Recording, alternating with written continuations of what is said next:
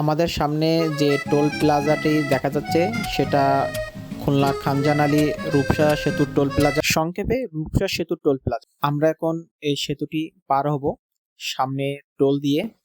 আমরা দেখতে পাচ্ছি আমাদের সামনে এক মোটরসাইকেল আছে, উনি এখন টোলের টাকা পরিশোধ করতেছে। মোটরসাইকেলের জন্য নির্ধারিত টাকা হচ্ছে 10 টাকা। উনি ওনার টোলের টাকা পরিশোধ করে সামনে চলে যাবে, তারপরে আমি আমার টোলের টাকা পরিশোধ করব। তো উনি টোলের টাকা দিয়ে চলে যাচ্ছে, আমি সামনে আসছি, মানিব্যাগ থেকে 20 টাকা বার করে আমি ওনাকে দিলাম। উনি আমাকে 10 টাকা ব্যাক দিবে।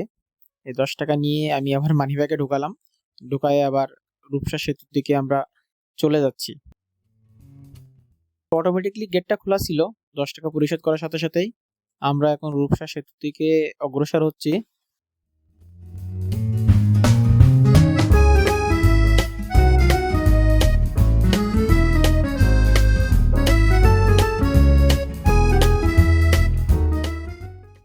সামনেই রূপসা সেতু শুরু হয়ে যাচ্ছে, এখান থেকে রূপসা সেতু শুরু।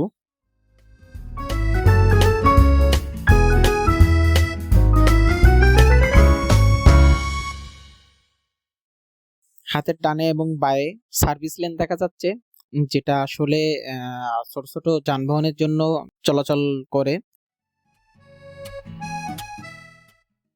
বেশি কথা না বলে ভিডিওটি আমরা এনজয় করি।